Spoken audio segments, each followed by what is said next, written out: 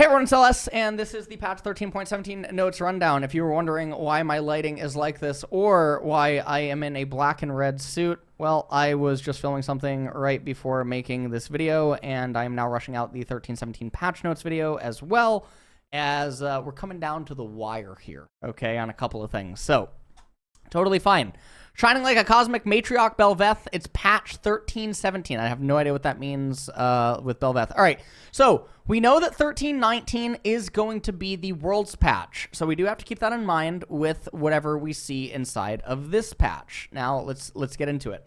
All right, Aatrox, passive damage type adjusted to magic damage. W damage type adjusted to magic damage. Passive Deathbringer stance, physical to melee. W, Infernal Chains, physical to melee. So the thing about this is, so Aatrox deals more damage early. So his early and mid game actually has more damage, and his late game is nerfed. Or like his mid late game is nerfed, because obviously targets have less magic resistance. So the only time where Aatrox is now going to be hitting for less is when he's hitting like a mage or something like that, who has, you know, higher MR or something. So it's very, very weird. I don't know why. Aatrox's most common build right now is Duskblade into Cerillas, which leaves him incredibly squishy when it comes to team fights, making Aatrox very feast or famine. Switching the passive and W to magic damage means that lethality and armor penetration won't scale his damage or self-healing as much, since the healing is post-mitigation. Lowering the opportunity cost of tankier options like Goredrinker, Stridebreaker, or Black Cleaver should allow him to play a bit more like a Juggernaut and less like a Diver Assassin. I just totally disagree. I don't think they really understand that Aatrox really right now is being sculpted by those items. The items have been hit indirectly, but all that this does is actually make Aatrox stronger in early mid, and sure, it makes his late game a little bit weaker, but his late game doesn't matter versus the targets that are gonna eventually, like, it's just very weird. I mean, late game, once you're talking about like 3-4 item Aatrox, it doesn't even matter at that point. No. Okay, Akshan. So overall, I am freezing. Overall, health growth increased, armor decreased, attack damage growth decreased. Base stats, 104 to 107. Armor growth is going to be 4.2 to 4.7. Attack damage growth is going to be 3.5 to 3. So what they're doing here is they're making Akshan tankier so that, you know, they're making him tankier, but they're making his joust a lot weaker. That's all that's really happening. They're taking out a negligible amount of damage in exchange for giving him a negligible amount of, well, not negligible, I guess. I mean, 0.5 on armor and health. I would actually say that Akshan is probably, I mean, yeah, he's buffed for early laning ever so slightly. But then, yes, later on in the game, mid-game, you know, push versus recall, etc., he's going to have a super, super slightly less effective joust. Blitzcrank, base health and magic resistance increase, base attack speed and attack ratio decrease, passive shield, etc. So when I read this originally on Twitter, there were people that did not understand that this was a nerf. Now, apparently they have changed some things. So the base health is now going to be up by 27. Magic resistance is also going to be up, so he's getting tankier in laning phase. His basic attack speed, however, is down ever so slightly. Attack speed ratio is also very, very down. Okay. Passive mana barrier 15 to 45 based on level, maximum mana to 30% maximum mana. This is just outright a nerf. Pretty much, unless like the later parts of his leveling for the 15% came in like way later. Blitzcrank getting to like level 11 or something like that. Level 12, 13. I mean, I think those are all possibilities. It's going to be a nerf late, but early mid transition, it's just going to be just an objective buff. So I mean that's nice, but like, who really cares about his passive, his mana? His real cream of the crop stuff is his E and it's his Q, and as long as those things remain intact, everything's fine. So W Overdrive, mana cost 85 to 75. You're probably going to cast this like twice, maybe 3 times in laning phase or something like that, so you're getting 20, 30 mana there. Bonus attack speed, however, is going to go massively down, but it's okay because you don't put points into it. So the rank 1 is fine, but later on in the game, now this is his last maxed ability, so it doesn't really come into play until way later on. E Power Fist, bonus physical damage, 75% AD, 25% AP to 100% AD, plus 25%. Okay, so the bonus physical damage is actually buffed. So they're giving him more damage on his E, even though it's... Oh, okay, so it's not actually... Okay, so they actually did change things. Mana cost is going to be 40 to 25. You're probably, again, going to cast this maybe 3-4 times in laning phase. So you combine this with the W Overdrive and stuff, and you're going to almost get 1 extra hook inside of lane, which can be okay. Bonus damage to non-champions, he no longer deals a bonus damage. Okay, so this is good. Our static field, passive damage, 50 to 150, scaling 50% to 50 to 150, 50% plus 2% maximum mana. Okay, They actually did buff him in the end. So a lot of the things that were happening and just the removal of like his auto attacks and his attack speed and stuff and all that good jazz, that's not there, and the damage on E is not actually going down. So this is really, really good. Blitzcrank is getting some buffs. Very cool. Very fun for Worlds. Elise, passive bonus magic damage and healing on basic attacks increased. E stun duration increased. Passive. Spider Queen. Bonus magic damage on basic attacks 10, 20, 30, 40. 20% AP. To 12 to 42 plus 20% AP. So this is a little bit interesting because obviously she was one of the champions that Gryffinn just used on his rank 1 Korea climb. And so Elise is actually getting some love back, but I mean, it's not really that much. On-hit healing on basic attacks is super negligible. This really doesn't matter. The E-Cocoon stun duration also going up. I'm not familiar with Elise. I don't know if you max the second or something. I mean, getting a little bit of extra, CC onto an opponent is definitely nice, those little extra, seconds, but you really don't start seeing it until, like, you have 3 points in it or something. Even then, not really. You're just going to remove the Merc Treads or something at that point that they would normally have, or like the Unflinching, right? So Gnar, Mega Gnar Q base damage increased, Mega Gnar W base damage increased, Q Boulder Toss Mega Gnar. Physical damage 25 to 205, 140% AD, 45 to 225 plus 140% AD. So 20 flat damage on the Boulder Toss, and his Wallop is also getting another 20 flat damage. So they're giving Mega Gnar 40 flat damage buff just to his basic combo, which he's getting it from rank 1, which means that even when he transforms super early on inside of the laning phase, it's still going to be absolutely bonkers. So really, really big steroid for Gnar. I'm still going to dislike the champion because of a lot of other reasons, but it is very noticeable, and it has to be kept in mind for future buffs and as well as the item changes. Hecarim. Base mana regeneration and mana regeneration growth increased. Mana growth decreased. Q mana cost decreased. W mana cost decreased. Omnivamp decreased. Okay, so what is going on here? So the base mana is going up. So basically what they're doing here with Hecarim is they're making it so that he's able to go top lane. That's ultimately what is happening here. They're making it so that it's a lot easier for him to go top lane, and that opens up maybe some flex potential. I just don't see it though. I don't know. Kayn, WAD ratio decreased. Blades reach 90 to 270 to plus 130% bonus AD, 85 to 265, 110% bonus AD. So just losing a bit of flat damage as well. So it's losing 5 flat damage at all ranks, and then it's also losing 20% bonus AD. This is actually a really big nerf. New health, new mana bar. Kayn now restores himself to maximum health, maximum mana upon transforming into Shadow Assassin or Darkened Slayer. This is super, super fringe, so it doesn't matter, but okay. Kha'Zix, QAD ratio decreased. Taste Their Fear, 70 to 170, 115%, and it's just losing 5% bonus AD. Doesn't matter. Kha'Zix is already out of the meta, so he actually needs buffs. Kindred, E-Slow and percent missing health damage decreased. Gryffinn is doomed.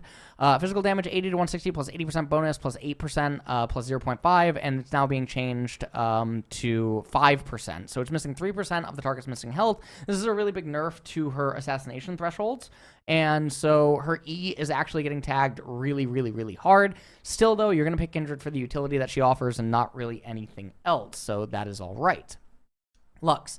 Base mana regeneration increased, passive damage increased, Q cooldown now decreases with rank, E base damage is decreased. So the mana regeneration is 8 to 7, passive illumination is going to be 20 to 190 plus 20% AP to 30 to 200 plus 25% AP. So in addition to getting a 10% or a 10 flat damage buff on her passive, she's also getting 5% AP, which is absolutely nuts. This is so big for mid lane Lux. It's also very, very big for support Lux. And Caitlyn is also on the radar, so expect Kate Lux to possibly make a comeback at Worlds. I would think this is on everyone's mind for Asia Games and stuff too. Q Light Binding, 11 seconds at all ranks to 11 to 9 seconds. This is her second maxed ability, so at level 13 you're going to have, full value. Now, Lucent Singularity, you don't have to pay too much attention to the 5 damage nerf here because E was actually buffed a while ago, and I mean, this is fine. I mean, everything that you're getting from the passive as well as the Q is just totally worth it. Naafiri, base health decrease, passive cooldown increase, pack mates now take bonus damage from melee attacks. Q damage and heal is decreased, E damage decreased. So this champion, again, I continue to talk to everyone, and they all just don't think that she's competitively viable, and she's mostly just a solo Q menace for the most part. It's very, very, very confusing about the state of Naafiri. She just keeps getting gutted. She was released, nerf, nerf, nerf, nerf, nerf. Same exact pattern happens to all the monster champions, right? Mordekaiser, Yorick, etc. These champions just aren't allowed to be good, which is very, very, very depressing. She's losing 15 base health at level 1. The cooldown is going up on the pack mates, the Darkened Daggers, the E, etc. So the real thing here that they're nerfing Naafiri is she wants to be a jungler. She also is, trying to be a mid laner and stuff. She's kind of doing a little bit of both there. And, Naafiri, if you guys read her lore, she basically was in this, knife, ended up, getting stabbed or something like that with a dog. She ended up, merging with, the dog or something like that, and now she's on the hunt, And you really have to wonder, after so many years of just being, locked away and then, ending up as side of an animal and stuff, and now she's on the hunt. Hunt for what, guys? Hunt for what?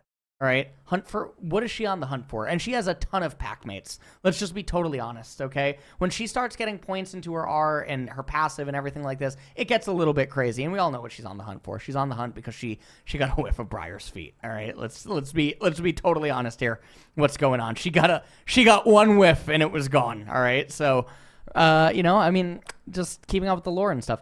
Or Oriana, health growth increased, W base damage is increased, base stats 105 to 110. So she's getting 5 more HP per level. She's getting half an auto attack in the first recall of laning phase. W command dissonance. Magic damage is also going to be quite nice. She's just getting a flat 10, and the 70% AP is still there. A lot of people were saying that, I was wrong to just trust that Riot still had 70% AP, but that would just be absolutely crazy to just have a mage have just a base damage and then lose 70%. Obviously, that was not going to be the case. Oriana, the queen of mid lane, is trying to make her return into mid, and she's very close. Oriana has gotten an enormous amount of buffs over the last couple of years. So just keep that in mind. And remember that item changes and everything else, Oriana is already viable. People just aren't playing her because they've forgotten about her. So, Quinn, health growth increase, Q base damage decrease, E damage decrease. Same exact thing as Akshan. I'm not really going to go into it too much more beyond that. Samira, base health is increased just by a flat 30. She's getting about an auto attack worth of HP. Gives her a little bit of, competitive pump. Tryndamere, attack range increased, attack damage is decreased. Okay. So this is really interesting. So they actually did not just give him the straight up attack range increase, and they're making it so that his CSing and when he is hitting you, it is a little bit nerfed. But the thing is that because of the increased attack range, he will weave in 1 or 2 more auto attacks. It is a massive steroid to his mid and late game. It's a massive steroid to when he actually does spin on you and you're trying to run away from him. It is very, very big. There will be instances where he does just weave in 1 to 2 extra auto attacks. It is broken. Twisted Fate, Q damage is increased. Q wildcards is not going up by base, but it's going back up by 10% on AP. So this is really good because Twisted Fate has also received a lot of buffs over the years, as well as a lot of indirect buffs. AD and AP Twisted Fate, I think, are both viable right now, but obviously this is definitely pushing the way for AP Twisted Fate. Vex, Q base damage increase, W cooldown is decreased. Mistral Bolt, 60 to 240, is just going up by a flat 10. Very nice. I don't think it actually affects her CSing by any means, so it doesn't really matter. Vex has a lot of other problems, especially after durability patch and just the way that everyone can itemize right now, and that she's really just not that good. She did get some indirect buff with the change to Overheal and Bloodthirster and whatnot, so she does have some lethal thresholds on 80 carries that she normally didn't have before, but the way that everything is just functioning right now, she's really not a good champion. I really just want to say don't care, but I mean, this terrible champion existed for way longer than she ever had any right to. Passive shield health scaling increased, W cooldown reduction increased, E cooldown is decreased, R damage decreased. Passive blast shield, 10% of Vi's maximum health to 12% of Vi's maximum health. W denting blows, passive cooldown reduction 3 to 4 seconds, doesn't matter. Relentless force, cooldown 14 to 8 to 12 to 8. That is actually very nice. Nice little buff here. Cease and desist damage is just going to go down massively, so they're just trying to make Vi into a utility champion. Xerath. Base mana regeneration decreased. Passive cooldown refund on unit kill increased. W mana cost is increased. So they're trying to really push Xerath out of the support role. So the base mana regen is going to go down. Passive mana surge. Cooldown refund on unit kill 2 seconds to 2.5 seconds. Okay. Very, very big for obviously mid lane Xerath. W Eye of Destruction 70 to 110 to 80 to 120. Absolutely insane, by the way. how many buffs mid lane Xerath is getting when he's already such a powerful, disgusting pick. Xin Zhao, passive heal adjusted, passive determination, heal on third hit, 674 plus 10% AD, 65% AP to 3 to 4% of his maximum health. What? 4% of his maximum health. So no matter what, it's just a buff. Mid game, late game, it's just a fat buff. What? Why is he just getting a 10% AD? Wait. 74 plus 10% AD, 200. I guess, okay, so later on, yeah, if you, okay, it's a strict, the math on determination works out to being a strict buff with no item purchase at all, a nerf to, if every item gives AD and no health, and a buff even when single hybrid. Yeah, okay. Zoe, base health regeneration increase, magic resistance reduction increase. This is huge for support Zoe. Base health regeneration goes up by 1. It's okay for mid lane too. E-Sleepy Bubble Trouble, 20 to 30%, 30% of it all ranks. It's absolutely massive for support Zoe. It is so big. She hits so much harder now inside of the laning phase, and her conversion into mid-game is now also that much stronger because you're just getting so much extra damage on it, and it doesn't make any sense. Bloodthirster and Gorge heal requirement for bonus AD above 50% to above 70% health. So Bloodthirster is unironically one of the worst items in the entire game, but all the pro players build it, and it's just really sad that it's actually getting nerfed, when unironically it probably just needed to be changed / buffed. But the problem is that people aren't building it in right spots anyway. You should just be going Vampiric Scepter and LDR, and now even more reason to go Vampiric Scepter, LDR. Duskblade of Drakthar. More like the rest. Night Stalker passive has been changed to functionality match other untargetable effects. Duskblade will still not block towers. Slippery, but not invisible. No longer makes the owner immune to damage while untargetable, but still slippery. Now destroys incoming non-tower projectiles when triggered. Amazing. Okay, interesting changes to Duskblade. They obviously can't make up their mind with it, but it's extremely unlikely that this item is actually going to be released or removed from the game with the mythic item overhaul. Evenshroud damage reduction is going to go down by 3%. That is actually quite noticeable. That is honestly that is really bad. Like losing 33% basically of your damage amp from an item. That's gross, guys. That is really, really gross. I don't know if you build this item anymore. I wonder if this item actually just goes back. I actually think the item just dies. I genuinely think it dies on this nerf. Except on really specific champions. Okay. Goredrinker. Hell, 300 to 400. Yeah, I mean, it just doesn't make any sense. So Jarvan is getting Omega buffs on this patch, in case you guys don't know. Goredrinker, Spear of Shojin, Ionian Boots Jarvan. Good luck, guys. Good luck. Everyone, good luck against this, okay? Jarvan is going to be a monster. And I would even imagine that he's flexible in mid as well as top lane with jungle. Jarvan is just going to be crazy. Immortal Shieldbow, Lifeline, 215 to 500 to 290 to 500. This is good, but it still doesn't matter. I mean, you should just build Sterix in most instances that you're building Shieldbow. It's very rare that you actually build Shieldbow to build Shieldbow. Spear of Shojin, item recipe. So the combined cost is going up to 525. The itemization has changed, and now the itemization is actually a lot better. You're not actually stuck on a BF sword. So everyone likes itemization like this. This is one of the reasons that 80 items are broken and mage items suck. But there's going to be a really huge video coming out on my YouTube channel about that, something that I did on stream earlier in the week. It'll be on my YouTube channel later on this week, going over all the items. Attack damage 65 to 60. Health is going to go up by 150. So now, if you're Jarvan, you just randomly got 250 extra HP in exchange for losing 5 AD. Amazing. Dragon Force is, I mean, it's just crazy. This whole thing is just nuts. I mean, there's a lot of other champions too. Spear of Shojin on Ezreal is obviously going to be really nice as well. And Jax, I mean, there's a lot of champions. Statikk Shiv, bonus damage against champions based on level. The AP ratio is being nerfed. That's pretty much it. Statikk Shiv is totally fine. Stridebreaker going up by 75 HP. Doesn't matter. This item really sucks unless you're like doing like the Garen stuff inside of solo queue. Futures market starts at 145 gold plus 5 per minute. Starts at 100 gold plus 8 per minute. No, this is still a buff. It's starting at 18 minutes, but it doesn't matter because you're never really pressed for gold by like 3, you know, you're not going to be pressed for gold by increments of like 12 or 15, 18, you know, like 21, like these types of things when you're doing like mid late game recalls for futures marketing. So the real important thing here is that now you're actually just punished more for missing CS early on. Now, the second futures market recall that would normally end up going into getting something like Leandri's and recalling back to the lane at like 9 minutes or something like that, 10 minutes, something like that, that's not really influenced by this gold loss. So it's very negligible. It's going to be very, very rare where you're actually going to be hit by the futures market nerf, but it doesn't really matter because no one understands this rune anyway, which is very, very, very depressing because it's one of the strongest runes in the game. Systems, 9. Catch-up experience. Catch-up experience in the jungle has mostly been working as intended, but there's been a few unusual cases that have cropped up where it doesn't feel like the enemy is truly behind enough to be catching up experience. It's usually due to the way the average level calculation was rounding, so in a new case, players just barely over 2 levels down from the average, we ended up rounding up to 3 levels below and thus triggered a catch-up XP. We're shifting the way it rounds to not always round up and thus resolve a lot of these rare cases, so it doesn't feel like the enemy jungler is unfairly clawing their way back into the game. Excellent! That's a massive change. Dragon Patience has now been added. Excellent. That is a very confusing thing that obviously even affects pro play. Okay. Blessings Emporium, new champion illustration icons. This is obviously going to be really cool. And that is it for that. All right. Oh, now I see the opening line. Okay. So I'm opening up all the skins really quick. Let's just do a quick recap on what is competitively changing. Aatrox is now buffed for competitive.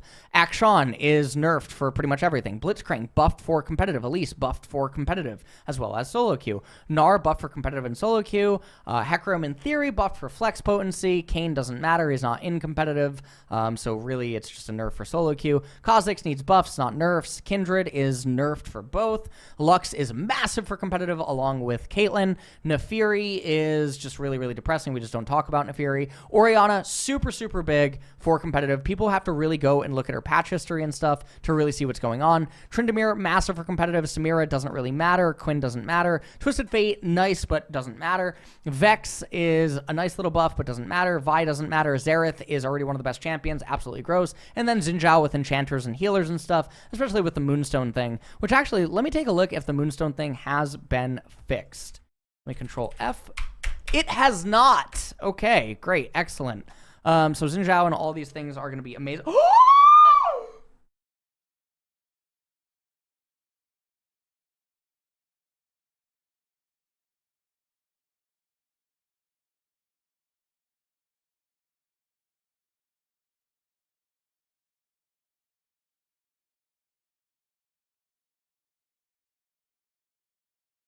It's Lunala! Oh my, it's Lunala right here. These two are Lunala. Oh, this is so cool. Oh, what an awesome skin. Oh, what a beautiful skin. This skin is absolutely gorgeous, not you. This skin is so beautiful. This is Lunala. This is like pink Lunala. This is like crystalline rose type thing. This has like some vampiric, like otherworldly cosmic essence, like ethereal space vibe to it. This just has like a cosmic radiance, like space vibe, you know, like James Webb telescope type thing. This looks like some golden galactic federation alien resistance force from like Zeta Reticuli type, you know, molded together metal type thing. You're ugly. This is just a really pretty, respectable, like nice color palette of pink and white. You're still hideous. And then obviously this is shiny Lunala. That's so awesome. You're ugly. So, okay, let's take a look at the skins. Oh my lord. Just consume me. My lord almighty. Oh, I'm going to need to turn the lights off for this one. What are those eyes? That is disgusting. What is Vel'Koz doing here? Doesn't even make sense at this point. All right. Honestly, it does look like Marvel, one of the Eternals or whatever, so it does look really cool. Oh, my Cosmic Paladin Nautilus, of course. These are beautiful. This is so beautiful. Oh, this is like an Eternal skin.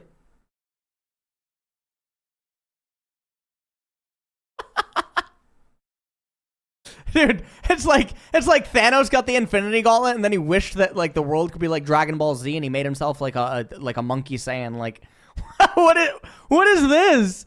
It was like Thanos and King Kong had a child. Like, who would ever use this skin?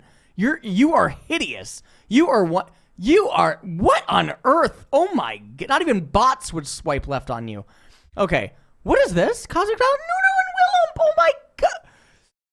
This is such an amazing, beautiful skin. Oh, my lord. Oh, but it kind of makes me feel like Nunu is dead in a way, which is kind of sad because that actually just means, or Willemp is dead, and that actually just means that Nunu is a schizophrenic, and all of this is in his mind, and actually right now he's just in some white rubber room, locked up in some facility asylum somewhere, this poor child, unable to cope with the loss of his parents at a young age.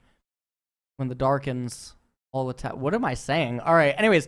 All right, honestly, as I'm saying it, this guy's probably getting excited. So this is the Dark Cosmic Erasure Jhin. And is this the thing that everyone is like up in arms about? Because, no pun intended, because obviously it has 4 arms. So this skin does look absolutely amazing. This does have like some Ultron / like other type stuff going on. I can't see it here. Let me see how the Nunu looks. These skins are so cool. Oh my, well, the Nunu skin, honestly, it looks like something out of like World of Warcraft. Like the celestial things. Oh, this looks like a big chunky ghost. You just want to pet it. You just want to pet this ghost. Oh, these are all so cute, man. These are all so cute. Kesha better use these, or I'm gonna tell him every day that I love the music. These are so cute. Oh my, what a beautiful skin for Nautilus. Oh, this is so beautiful. All right, guys, if you wanted to play, like, if you ever wanted to play an orcish horde, you know, grunt or like warrior from World of Warcraft, here you go. And then if you wanted to play one from Hellfire Peninsula, here you go. And then if you wanted to play like, what even is this? There's some character that looks like that. These are all hideous. This skin is so disgusting. If I see a Scion player with this skin, I am like adding him after the game to ask what happened to him. Anyways, that is pretty much it for all the patch notes, and that is going to do it. There are going to be patron changes. 1317 will be out in just a few days. Patreon.com, LSXYZ9. And also, guys, there is a new TikTok channel that has obviously started as well, and then there's other stuff going on. So that is pretty much it. For like solo queue stuff, so there will be changes and whatnot. 1319 is the real juicer that we are waiting for, so we do have to wait for that. Okay,